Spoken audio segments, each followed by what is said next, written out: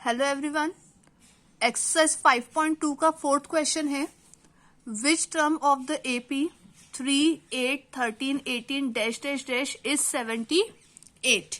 ठीक है, तो देखिए मैंने आपको पहले भी बताया है एपी में से हम वैल्यू कैसे निकालते हैं। एपी यहां लिख लेते 3, 8, 13, 18। ठीक, तो सबसे पहले इसमें से जो जो वैल्यू निकलती है हम वो वैल्यू निकाल लेते हैं। फर्स्ट टर्म क्या है 3, तो ए हमारे लिए हो जाएगा 3। डी निकालने के लिए second term minus first term. ठीक है, सेकेंड टर्म हमारी क्या है 8 एंड फर्स्ट टर्म क्या है 3, तो 8 माइनस 3 करेंगे तो आएगा 5। तो डी का वैल्यू हमारे लिए हो गया 5। अब यहां पे बोला है विच टर्म, कौन सी टर्म। ठीक है, क्वेश्चन में यही बोला है, तो टर्म को हमेशा हम एन से डिनोट करते हैं। तो विच टर्म बोला है मतलब हमें एन का वैल्यू क्या करना है, फाइंड आउट करना है। तो n equals to question mark हो गया, और ये जो 78 है ये हमारे लिए ए एन का वैल्यू बनेगा। ठीक है, वैल्यू निकालना आपने अच्छे से देख लिया। एक बार फिर से बताती हूं मैं, एपी का जो फर्स्ट टर्म रहता है वो ए का वैल्यू होता है। डी निकालना हो तो सेकेंड टर्म में से फर्स्ट टर्म को हम माइनस करेंगे। तो second term minus first term, second term है 8, फर्स्ट टर्म है 3, तो 8 माइनस 3 करेंगे 5 आएगा। विच टर्म बोला गया है क्वेश्चन में, तो कौन सी टर्म, तो टर्म को हम एन से डिनोट करते हैं, इसलिए एन हमें फाइंड आउट करना है। और जो ये 78 लास्ट में दिया हुआ है ये ए एन का वैल्यू बनेगा।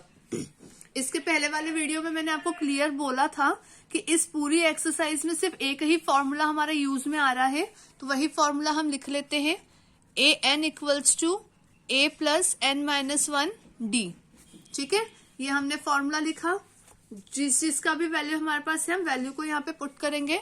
ए एन हमारे लिए 78 है, ए हमारे लिए 3 है, एन हमें फाइंड करना है तो एन को एज इट इज रखेंगे, और डी का वैल्यू हमारे लिए 5 आया। तो 78, अब ये जो प्लस का 3 है, प्लस का 3 हम सबसे पहले शिफ्ट करेंगे, तो प्लस का 3 शिफ्ट करने से हो जाएगा माइनस का 3, इक्वल में क्या बचा n माइनस 1 ब्रैकेट के बाहर 5। 78 में से हम 3 माइनस कर लेते तो 75 बचेगा, तो 75 equals to n minus 1 bracket के बाहर है 5। ब्रैकेट का हम जैसे भी मैंने आपको कल भी बताया था, ब्रैकेट का साइन हटता है तो वहां पे मल्टीप्लाई लगता है ना। तो मतलब हम यहाँ बोल सकते हैं कि n माइनस 1 के साथ जो 5 है वो मल्टीप्लाई के फॉर्म में है, तो मल्टीप्लाई का नंबर हम शिफ्ट करेंगे तो ये जाएगा डिवाइड में, तो 75 divided by 5 equals to n minus 1 बचेगा। इसको डिवाइड कर लेते हैं, 5 1 जा 5, रिमेनिंग 2, 5 5 जा 25, तो 15 equals to n minus 1, minus का 1 शिफ्ट करेंगे तो प्लस का, तो 15 प्लस 1 इक्वल्स टू n, तो 16 इक्वल्स टू n। तो n का वैल्यू आ गया और यही हमारा आंसर है। विच टर्म बोला था, टर्म को हम n से डिनोट करते हैं, n का वैल्यू आ गया, ये हमारा सम सॉल्व हो गया। ठीक है, चलिए फिफ्थ क्वेश्चन देखते हैं, फिफ्थ सम देखते हैं। फिफ्थ में पहला दिया है find the number of terms in each of the following APs.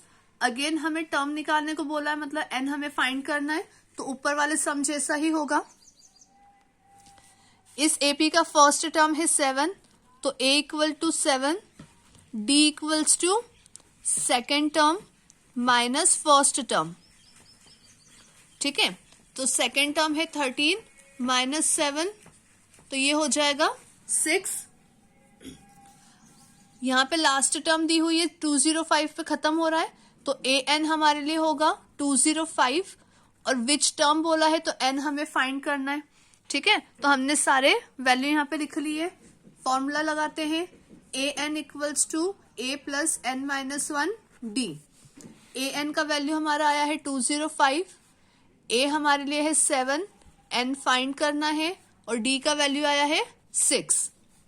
तो 205 प्लस का 7 इधर जाएगा तो माइनस, इक्वल में n माइनस 1, और यहाँ पे 6 बच जाएगा। माइनस करते हैं, ठीक है, 205 माइनस 7 करना है। रफ में इसलिए बता रही हूँ कि किसी को भी अगर माइनस करने में प्रॉब्लम आती है तो इस तरह से कैसे करना है ये एक बार देख ले। नंबर गलत नहीं होना चाहिए, सम में एक भी नंबर कहीं गलत हो जाता है किसी भी स्टेप पे तो उसके बाद का सारा आपका सॉल्यूशन गलत रहता है। तो इससे जल्दीबाजी नहीं करना है, आराम से करना है ताकि सम हमारा सही हो जाए। 2 को कट करेंगे तो 1 होगा और ये बनेगा 10, 10 को कट करेंगे तो 9 और ये बनेगा 15, 15 में से 7 माइनस करेंगे 8, 9 के नीचे कोई नंबर नहीं, हमारा 9 एज इट इज और 1 एज इट इज, तो कितना बन गया 198। तो यहां पुट कर लेते हैं हम 198 इक्वल्स टू n-1 ब्रैकेट के बाहर 6, ऊपर वाले क्वेश्चन जैसा ही चल रहा है, ये 6 मल्टी में है तो इधर आके डिवाइड में होगा, तो 198 divided by 6 equals to n-1 बचा।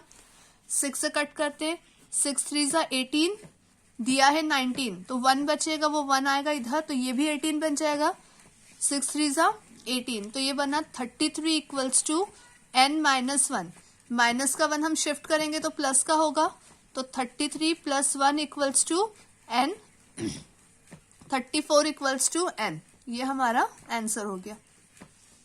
ठीक है, 5th क्वेश्चन का सेकंड सम देखते हैं।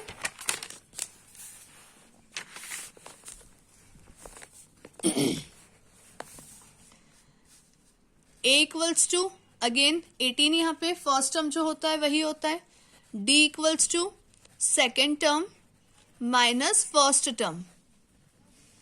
सेकेंड टर्म की बात करें तो मिक्स फ्रैक्शन में अगर इसे सॉल्व करेंगे तो 15 2 जा 30, 30 प्लस 1 31 होता है, तो 31 अपॉन में 2 माइनस फर्स्ट टर्म है 18, 31 के अपॉन में 2 है, 18 के अपॉन में कुछ नहीं है इसलिए हमें एलसीएम लेना पड़ेगा, एलसीएम में आएगा 2 इसलिए 31 एज इट इज और 18 का मल्टी 2 में करेंगे तो 18 2 जा 36।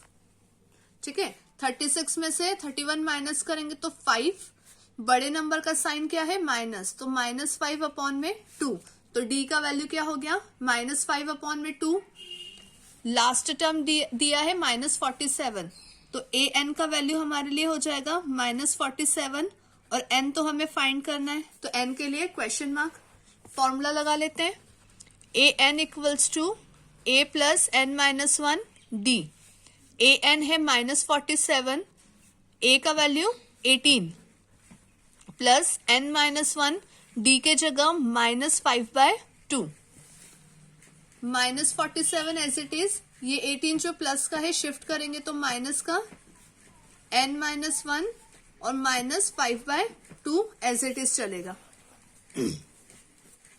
ये माइनस माइनस प्लस होगा तो माइनस माइनस प्लस होता है इसलिए 47 और 18 को हम प्लस करेंगे तो 7 + 7 14 + 1 15 का 5 कैरी 1 4 + 1 5 + 1 6 65 बनेगा, वो भी माइनस का क्योंकि दोनों माइनस के। इक्वल में बचा n-1 -5/2। अब देखिए ये जो 5 के साथ माइनस है ना, ये -5 का है, इसका मतलब ये नहीं है कि n-1 के साथ 5/2 माइनस में जुड़ा हुआ है। ठीक है, ये चीज नहीं है, ये माइनस किसका है 5/2 का है। अगर आपको कंफ्यूजन हो सकता है ऐसा लगता है तो आप ब्रैकेट के बाहर यहाँ पे हर स्टेप पे मल्टीप्लाई का साइन लगाइए, क्योंकि ब्रैकेट के साथ जो भी नंबर होता है वो हमेशा मल्टीप्लाई में है यहाँ पे। ठीक है, तो ये माइनस सिर्फ 5 का है, ये माइनस के साथ जुड़ा हुआ नहीं है, तो वो कंफ्यूजन नहीं होना चाहिए।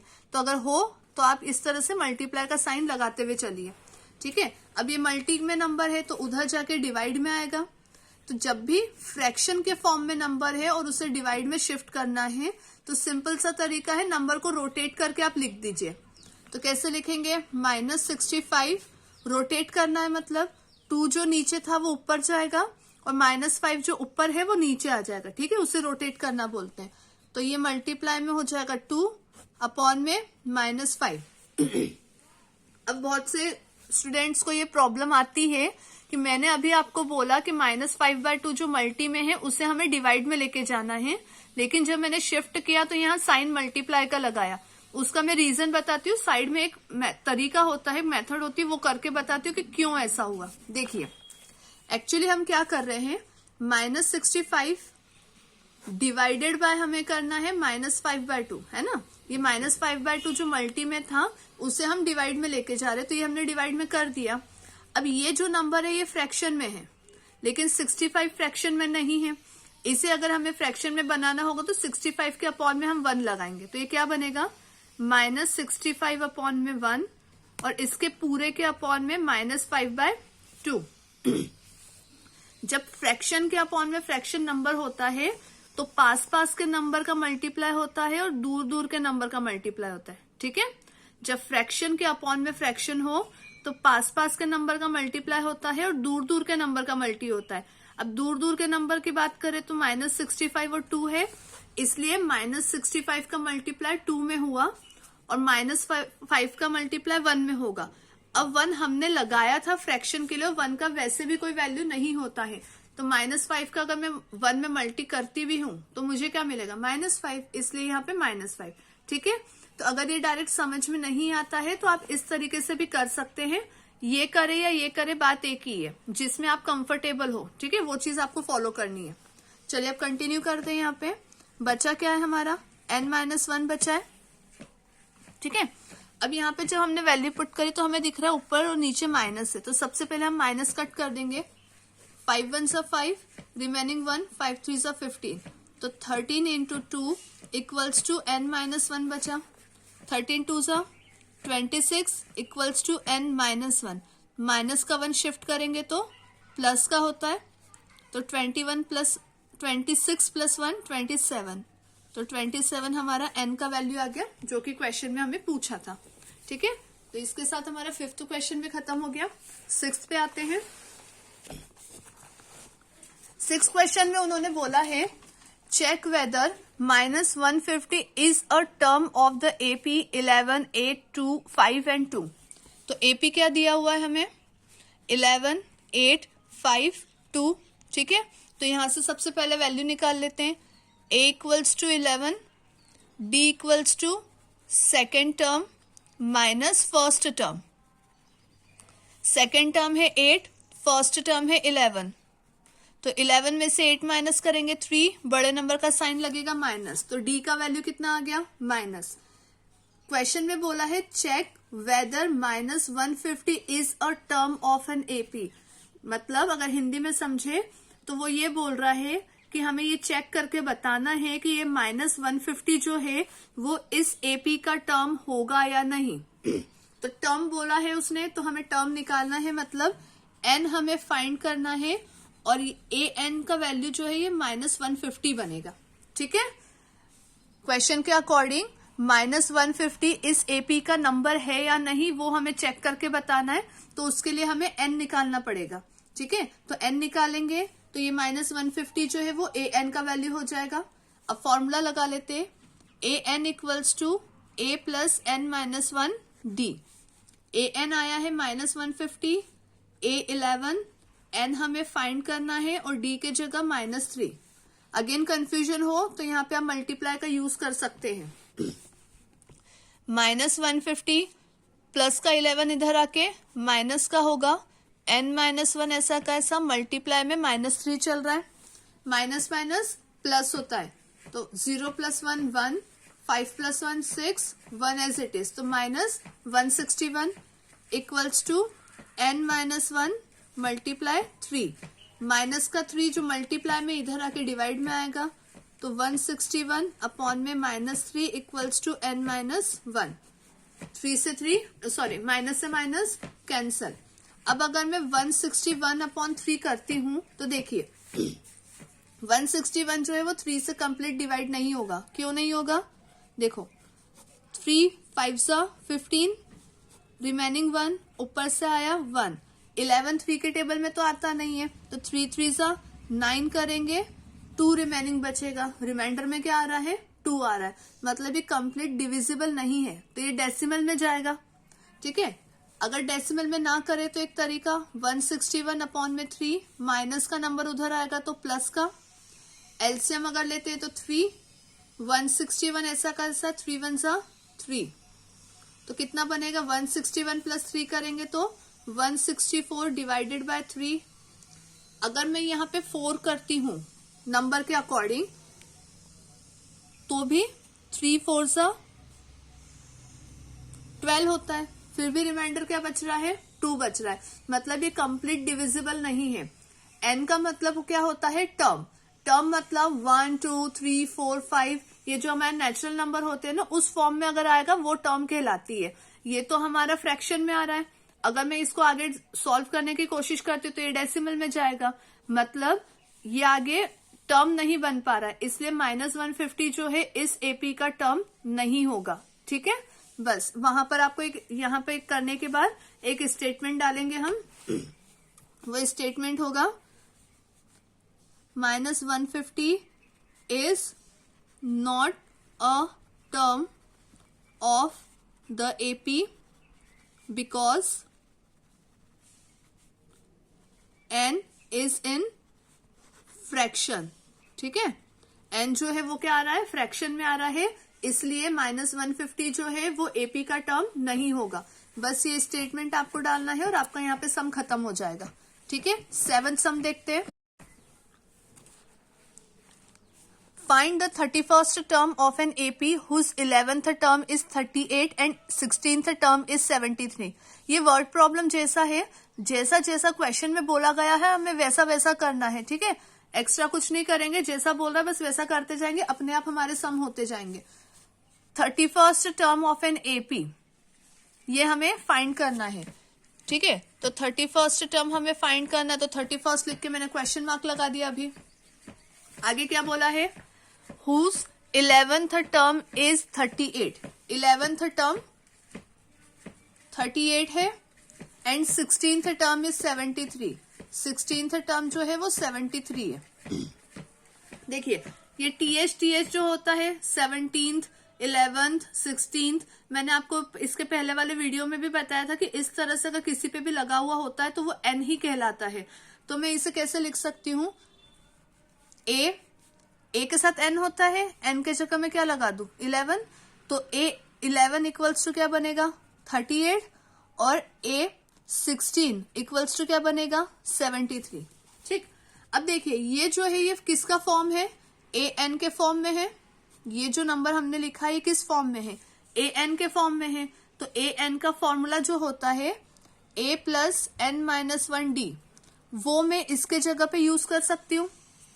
वापस से देखिए ध्यान से मैं क्या बोलना चाह रही हूँ, हमें बोला था 11th टर्म, 11th जिसमें भी आता है वो n होता है, तो a n जो हम फॉर्मूला लिखते हैं a n होता है, तो a के साथ 11 यहाँ पे लगा दे क्योंकि n का वैल्यू क्या बन रहा है 11। अब ऐसा लिखने के बाद ये किसका फॉर्म है, a n का फॉर्म है, और a n का फॉर्मूला हमारा होता है a प्लस n-1d, तो मैं a 11 के जगह ये फॉर्म लिख सकती हूँ क्योंकि ये इसके जैसा है। ठीक है, तो हम कैसे लिखेंगे, a प्लस n के जगह क्या आएगा 11 आएगा क्योंकि इसके जगह हम लिख रहे हैं 11 माइनस 1 d इक्वल्स टू 38, और ऐसा ही इसके लिए करेंगे तो a plus 16 minus 1 d equals to 73। ठीक है, तो जो हमारा बेसिक फॉर्मूला है a n, उस फॉर्म में हमने दोनों को चेंज कर दिया। दोनों को सॉल्व करते जाएंगे तो हमारी दो इक्वेशन बनेगी। अब देखिए क्या कर सकते हैं, यहाँ पे a प्लस 11 माइनस 1 करेंगे तो 10 बनेगा, तो 10d इक्वल्स टू 38, और यहाँ पे a plus 15d equals to 73। ठीक, अब हमें ना तो a का वैल्यू पता है ना तो d का वैल्यू पता है ना। जब वैल्यू ही नहीं पता है तो हम आगे सॉल्व कैसे करेंगे, तो यही हमारे लिए क्या बन जाएगा, इक्वेशन 1 एंड इक्वेशन 2। ठीक, अब इक्वेशन 1 और इक्वेशन 2 को हमें क्या करना है, सॉल्व करना है, जिससे हम a और d का वैल्यू फाइंड आउट कर ले। या तो a निकालेंगे या d निकालेंगे, तो हम इन दोनों इक्वेशन को ऊपर नीचे लिख लेते हैं। a plus 10d equals to 38 and a plus 15d equals to 73। यहां पर हम जो मेथड अप्लाई कर रहे हैं उस मेथड को एलिमिनेशन बोला जाता है, जो कि क्वाड्रेटिक इक्वेशन चैप्टर 4 में है। इसका वीडियो मैं बहुत जल्द बनाऊंगी तो आप उसको भी चेक कीजिएगा एक बार। ठीक है, अब इसमें करना क्या होता है मैं यहीं पे बता रही हूँ, आपको काफी चीजें क्लियर हो जाएंगी। यहीं पे दोनों इक्वेशन को हमने ऊपर नीचे लिखा, लिखते टाइम ध्यान क्या देना है, जो फर्स्ट इक्वेशन है वो ऊपर आएगी और सेकंड इक्वेशन जो है वो नीचे आएगी, पोजीशन चेंज नहीं करना है। ठीक, अब लिखने के बाद मुझे क्या दिख रहा है, a और यहाँ पर a दोनों बिल्कुल एक जैसे, हमें यहाँ पे सिर्फ क्या करना है, अब साइन चेंज करने की जरूरत है। इसका साइन प्लस है तो मैं माइनस का बनाऊंगी, ये प्लस है, ये माइनस का, और ये प्लस है, ये माइनस का। सबसे इजी तरीका बता रही हूँ आपको कि जिससे आपको बिल्कुल भी कंफ्यूजन नहीं रहेगा। नीचे वाले इक्वेशन में जो भी साइन है बिल्कुल उसके ऑपोजिट साइन हमको लगाने। तीनों यहाँ पे प्लस के हैं इसलिए मैंने तीनों के साइन माइनस लगाए, ठीक है। अब ऐसा करने पे ए से ए क्या हो जाएगा, कैंसिल हो जाएगा। 10 का साइन क्या है, प्लस, और 15 का साइन हमने अभी जो लगाया उसके कारण साइन ये चेंज हो गए हैं इसके, है ना। 15 का अब साइन हम क्या बोलेंगे, माइनस। तो 10 है प्लस का और 15 है माइनस का, तो प्लस माइनस माइनस। 15 में से 10 माइनस करेंगे 5, बड़े नंबर का साइन माइनस। 15 बड़ा है, उसका साइन चेंज करने के कारण हो गया माइनस, इसलिए 5D होगा माइनस का। इक्वल में 38 प्लस का और 73 माइनस का, तो 73 में से 38 माइनस करना है, तो 73 माइनस 38, ये होगा 6, ये होगा 13। तो 13 में से 8 माइनस करना है, 9, 10, 11, 12, 13, 5 बचेगा, और 6 में से 3 माइनस करेंगे 3, तो 35। यहाँ पर भी बड़ा 73 और उसका साइन माइनस है, तो यहाँ माइनस, तो ये हो जाएगा D इक्वल्स टू -35 अपॉन में 5, माइनस से माइनस कैंसल, 5 7 35, तो D का वैल्यू कितना आ गया हमारा, 7। अब ये जो D का वैल्यू आया है हम इसे इक्वेशन 1 या इक्वेशन 2 दोनों में से किसी में भी रख सकते हैं। तो हम फर्स्ट इक्वेशन में रख लेते जो कि है a plus 10D, a plus 10D equals to 38 है, और D का वैल्यू हमारा आया है 7। देखिए a plus 10D equals to 38 और D का वैल्यू आया है 7। ऐसा कैसा पीछे लिख लिया, आगे कंटिन्यू करते हैं। इस इक्वेशन में D की जगह हम रखेंगे 7, तो a प्लस 10 और D के बीच में कोई साइन नहीं है मतलब मल्टीप्लाई, D के जगह रखेंगे 7 इक्वल्स टू 38, तो a प्लस 10 7 70 इक्वल्स टू 38, तो a इक्वल्स टू 38 माइनस 70, 70 में से 38 माइनस करेंगे तो 70 माइनस 38, ये होगा 6, ये होगा 10, 10 माइनस 8 करेंगे 2, 6 माइनस 3 करेंगे 3, तो कितना हुआ 32, तो a equals to minus 32। Minus क्यों, बड़े नंबर का साइन हमने यहाँ पे यूज किया, ठीक है, इसलिए 70 बड़ा है इसलिए 32 माइनस का होगा। अब क्वेश्चन में देखिए हमें बोला क्या था निकालने के लिए, 31st टर्म बोला था, ठीक है। ST लगा है मतलब ये भी क्या होगा, n होगा, तो 31st टर्म निकालना है। 31st टर्म हमें फाइंड करनी है, तो 31st term equal to question mark, इसके लिए भी हम क्या लगाएंगे, फॉर्मूला यूज करेंगे, तो an equals to a plus n minus 1D।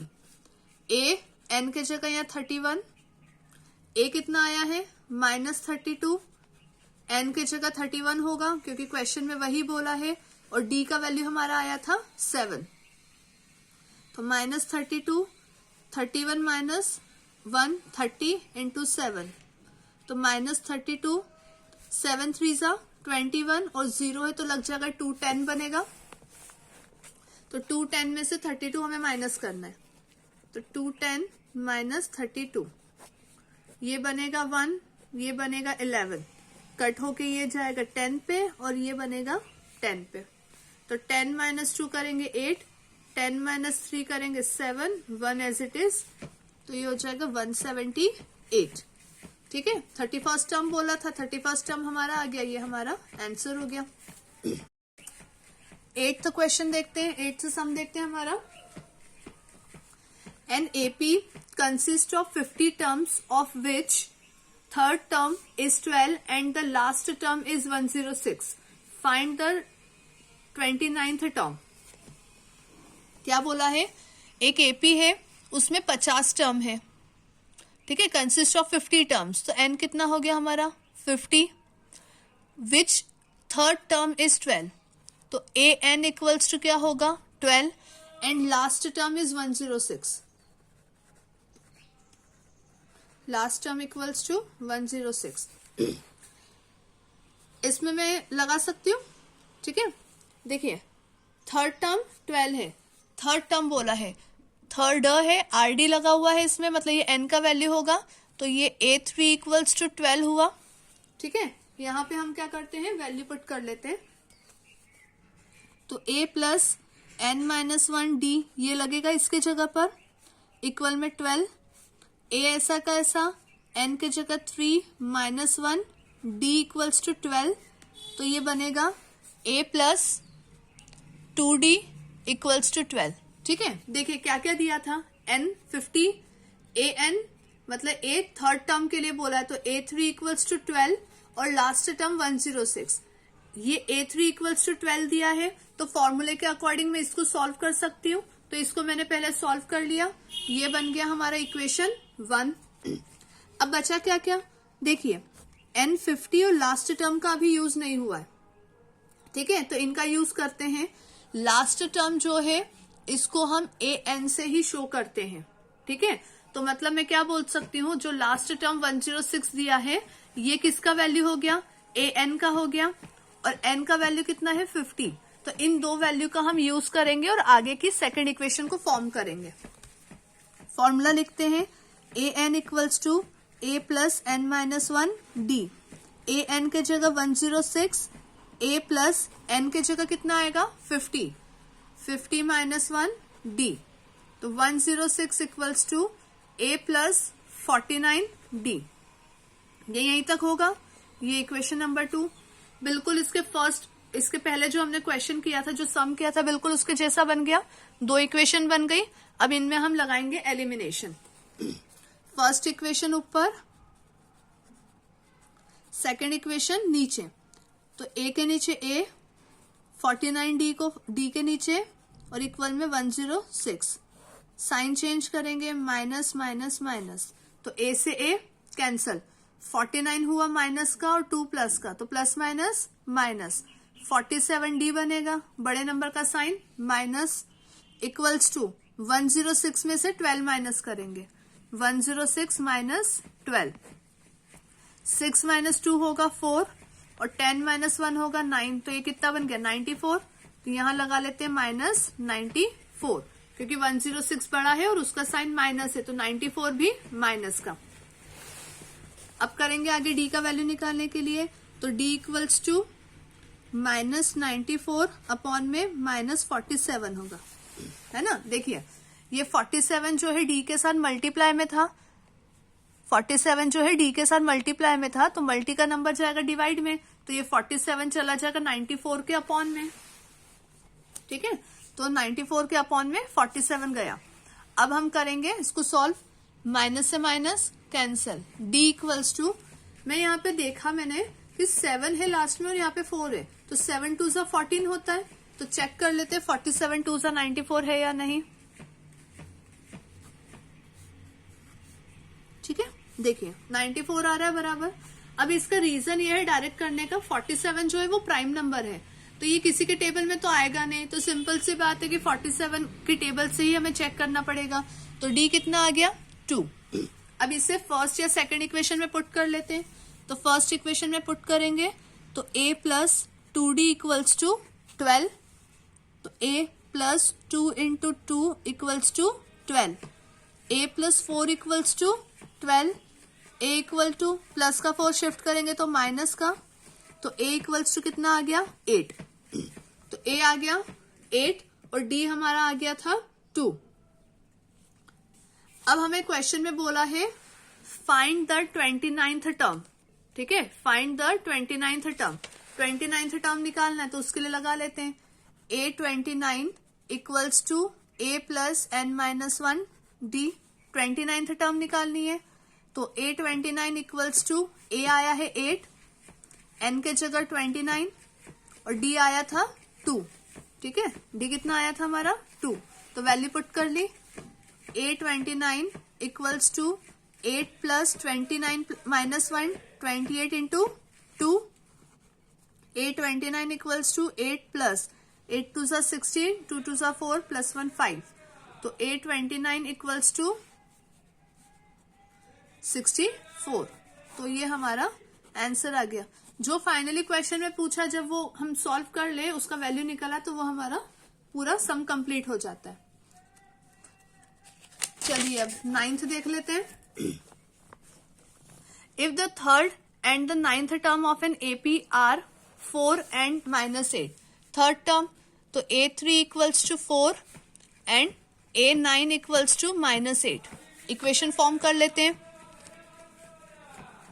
A plus n के जगह आएगा 3, D इक्वल्स टू 4, तो A plus 2D equals to 4। ठीक है, ये an के फॉर्म में उसकी जगह फॉर्मूला लगाया और n के जगह 3 पुट करा। ऐसा इधर ही करेंगे। तो A plus 9 - 1 D equals to -8, तो A plus 8D equals to -8। ठीक है, ये इक्वेशन 1, ये इक्वेशन 2। एलिमिनेशन लगा लेते हैं। तो A plus 2D equals to 4 and A plus 8D equals to -8। Minus minus और ये माइनस का है तो यहां होगा प्लस का। ठीक है, मैंने कहा था जो साइन है उसका ऑपोजिट लगाना है। A से A कैंसल, 8 में से 2 माइनस होगा 60, बड़े नंबर का साइन माइनस इक्वल्स टू ये हो गया प्लस का, तो 8 + 4 12। D इक्वल्स टू 12 अपॉन -6, 6 2 = 12, तो D इक्वल्स टू -2। अब माइनस क्यों आया, ये 6 का माइनस बचा था, तो 2 करने के बाद यहाँ पे माइनस हमें पुट करना पड़ेगा। इस D की वैल्यू को हम इक्वेशन 1 में पुट कर लेते हैं। तो A plus 2D equals to 4, A plus 2 into -2 equals to 4। A plus minus minus 2 2 = 4 equals to 4। A equals to 4 equal वाला माइनस का 4 उधर शिफ्ट होगा तो प्लस का, तो A इक्वल्स टू कितना हो गया 8। D आ गया, A आ गया। क्वेश्चन में क्या पूछा है, which term of this AP is 0। Which term मतलब हमें क्या निकालना है, n निकालना है। इज 0 मतलब ये 0 जो है वो an का वैल्यू होगा। 0 जो है वो an का वैल्यू होगा और विच टर्म पूछा है मतलब हमें n फाइंड करना है। ठीक है, A और D आ चुका है, हम वैल्यू पुट करते हैं। an equals to A plus n - 1 D। an के जगह आएगा 0, A आया है 8, विच टर्म बोला था n हमें फाइंड करना है, तो n - 1 ऐसा कैसा, और D आया था -2, यहाँ पे लगाते हैं मल्टीप्लाई। प्लस का 8 शिफ्ट करेंगे तो माइनस का, 0 से कोई फर्क नहीं पड़ेगा, तो -8 इक्वल्स टू n - 1 इंटू -2। -2 जो मल्टी में इधर आके डिवाइड में आएगा, तो -8 divided by -2 equals to n - 1। Minus से minus cancel, 2 1 = 2, 2 4 = 8, 4 equals to n - 1। Minus का 1 शिफ्ट करेंगे तो प्लस का, 4 + 1 equals to n, 4 + 1 5, 5 equals to n। Question में यही बोला है निकालने को, ये हमारा आंसर हो गया।